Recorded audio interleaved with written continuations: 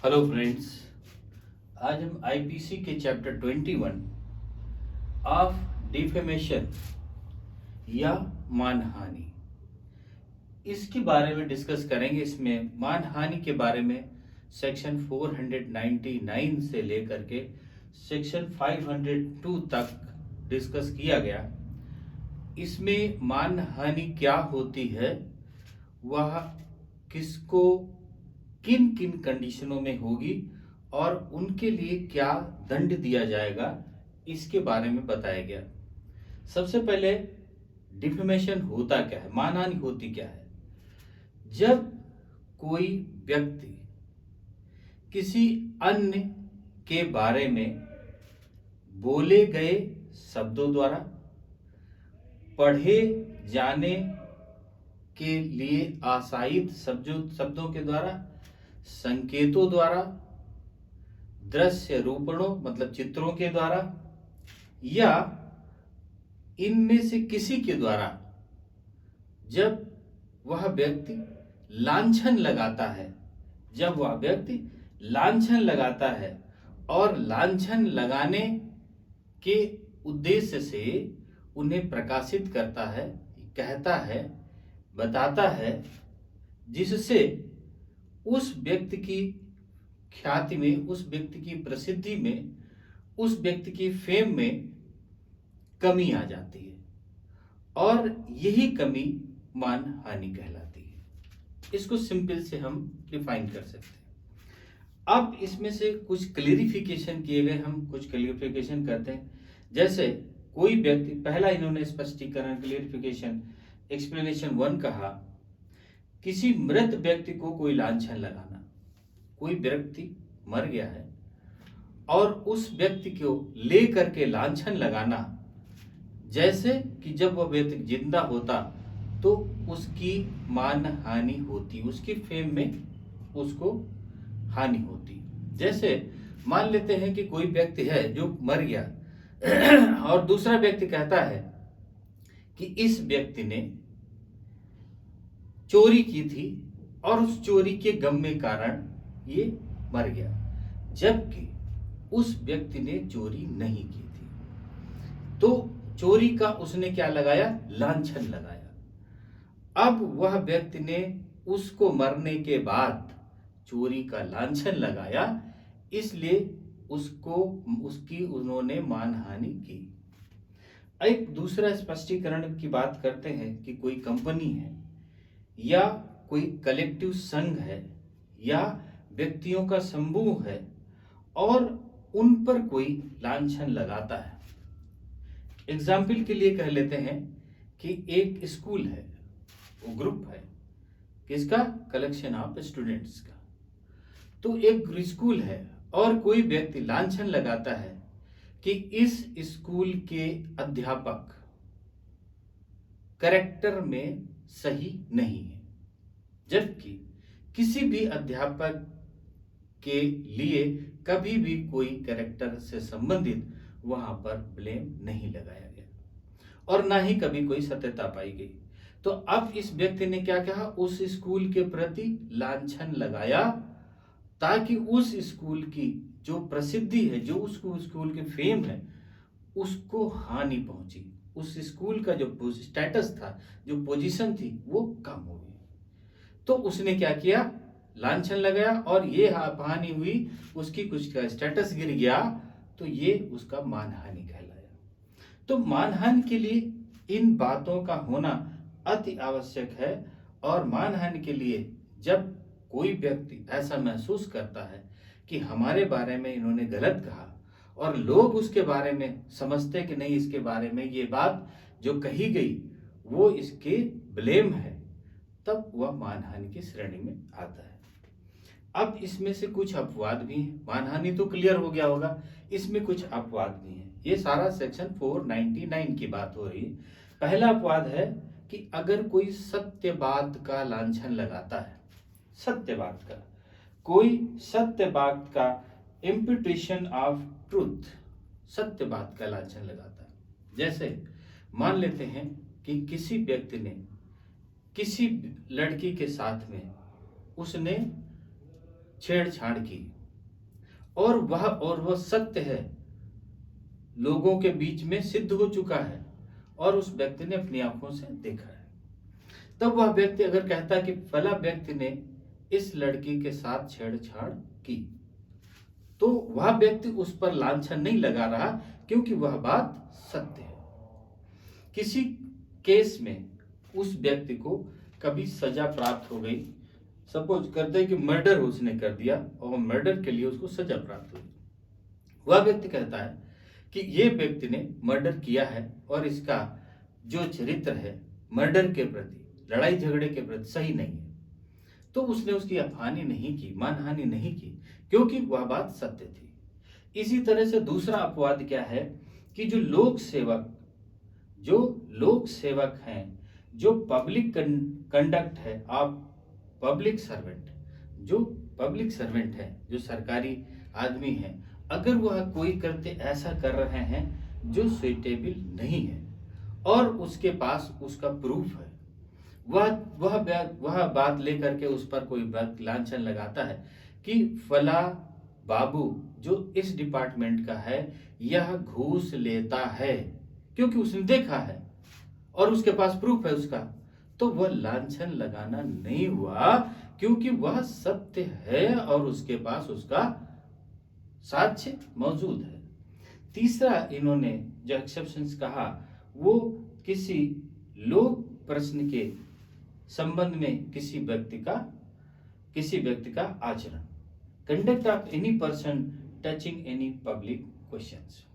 अब जो समाज के लिए एक प्रश्न है, उनको पूछने के लिए अगर हम मान लेते हैं कि किसी सरकारी गवर्नमेंट ऑफिस में कोई व्यक्ति है और हम पूछ लेते हैं क्या फला व्यक्ति के ऊपर 5 अपराध मृत्यु कारित करने का, छेड़छाड़ करने का ये उस पर है या नहीं है, तो मैंने उस पर लांछन नहीं लगाया, और यदि सिद्ध है तो वो उसे देगा, तो लांछन नहीं है ये।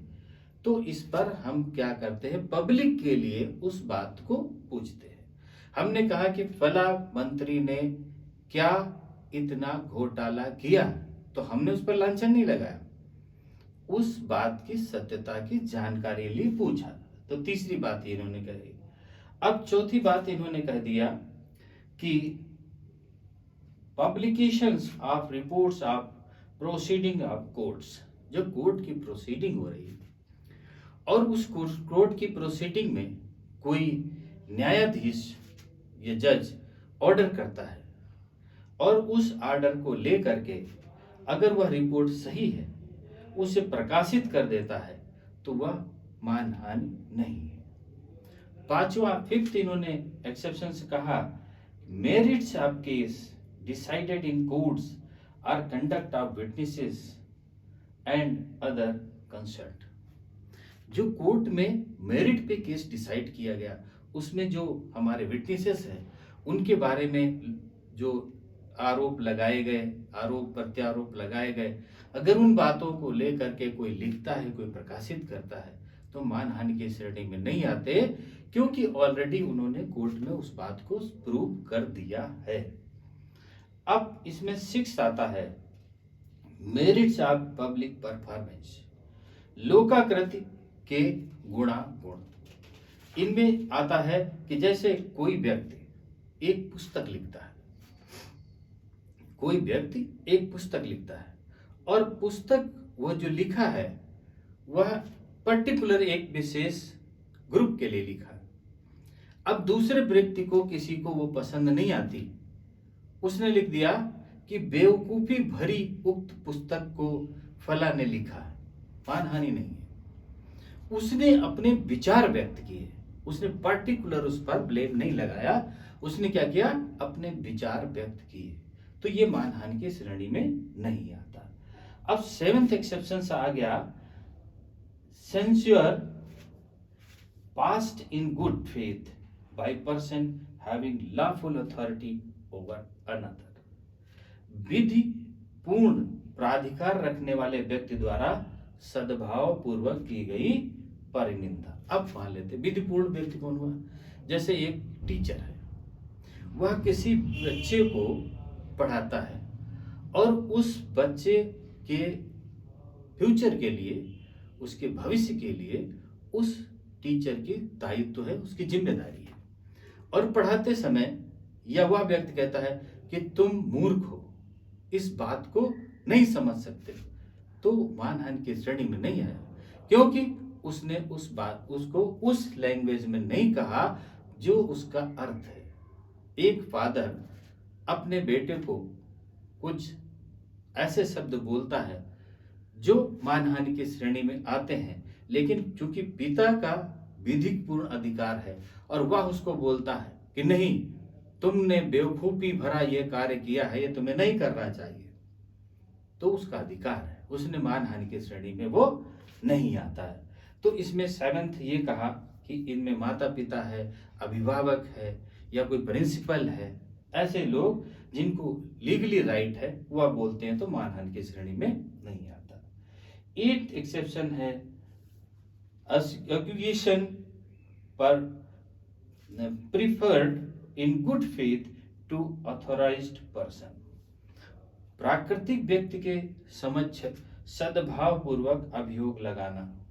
अब जैसे इसके लिए एग्जाम्पल कर देते हैं कि एक मजिस्ट्रेट कोर्ट में बैठा हुआ है और एक गवाह है, और उस गवाह से एक दूसरे पक्ष का अधिवक्ता उससे प्रश्न पूछता है और वह कहता है कि यस, तुमने इसके साथ में ये गलत कार्य किया है, छेड़खानी की है। तो इस 8th जो एक्सेप्शन है उसमें कहा कि प्राकृतिक व्यक्ति के समक्ष कौन हुआ? जज। और क्या किया? सद्भाव पूर्वक अभियोग लगाया। हमने उससे उसकी सच्चाई जानने के लिए उस पर हमने वह व्यंग किया, जिसका उत्तर उसे देना है, तो हमने जानबूझ करके या पार्टिकुलर या इंटेंशनली उसके प्रति नहीं बोला, तो वो मानहानि की श्रेणी में नहीं आएगा। अब इसमें 9th एक्सेप्शन आता है imputation made in good faith by person for protection of his or other interests। मतलब कि हितों की रक्षा के लिए अगर किसी व्यक्ति द्वारा सद्भाव पूर्वक लांछन लगाया गया तो वह मानहानि की श्रेणी में नहीं आया। अब एक व्यक्ति जो एक दुकानदार है, वह दुकानदार अपने माल को रखता है और दूसरा व्यक्ति जब उस माल को चेक करता है तो वो कहता है कि ये माल ओरिजिनल नहीं है, ये समाज को बेवकूफ बनाने के लिए तुम धोखाधड़ी करके बेच रहे हो। अब यह मानहानि की श्रेणी में नहीं आता, क्योंकि उसने उस माल को देखा है और वह देख करके सच्चाई जान करके उस व्यक्ति को आगाह कर रहा है कि यह व्यक्ति, ये माल जो पब्लिक को जाएगा वो गलत है, शुद्ध नहीं है, सुइटेबल नहीं है, इसके लिए वह बोलता है, तो वह मानहानि की श्रेणी में नहीं आता। इसका 10th एक्सेप्शन कहता है caution intention good for good और person to whom conveyed are for public goods। सावधानी जो उस व्यक्ति की भलाई के लिए जिसे कि वह दी गई है या लोक कल्याण के लिए आशायित है, उस पर कोई बात कहना। ये बात कि कोई व्यक्ति जो ये कथन करता है कि जो डॉक्टर हैं इस हॉस्पिटल्स के, उन्हें पब्लिक को मूर्ख नहीं बनाना चाहिए, पहले बुला करके उन्हें जांच करनी चाहिए और जांच में सत्यता पाए जाने पर उन्हें इलाज किया जाना चाहिए।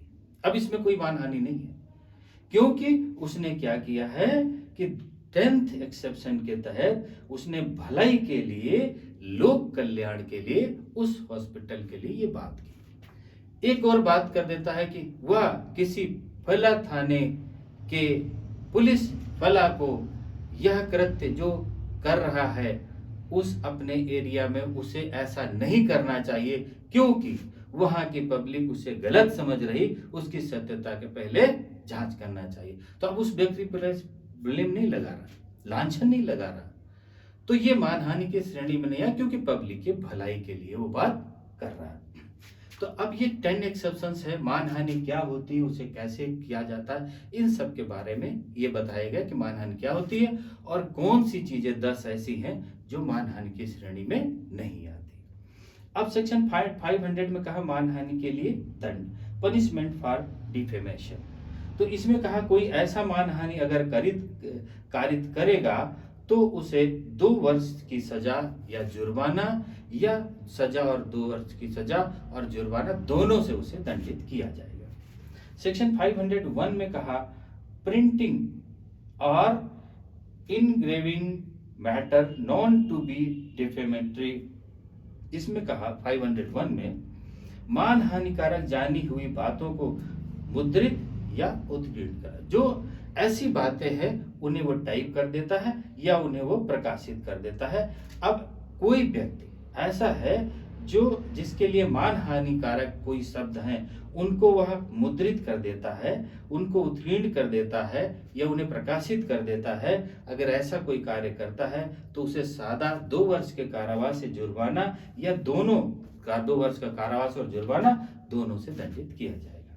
सेक्शन 502 में कहा सेल ऑफ प्रिंटेड और engraved substance containing defamatory matters, मानहानिकारक विषय रखने वाले मुद्रित या उत्कीर्ण पदार्थों को बेचना।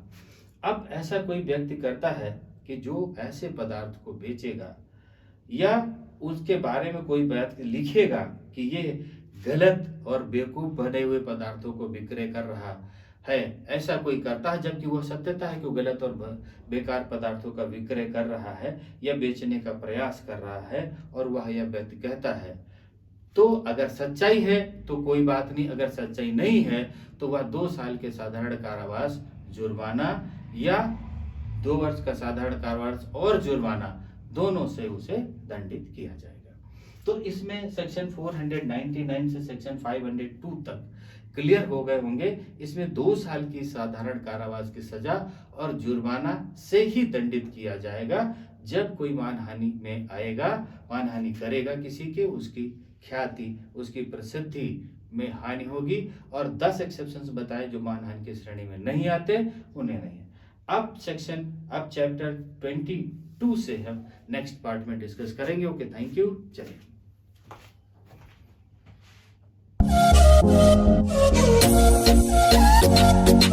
Thank you.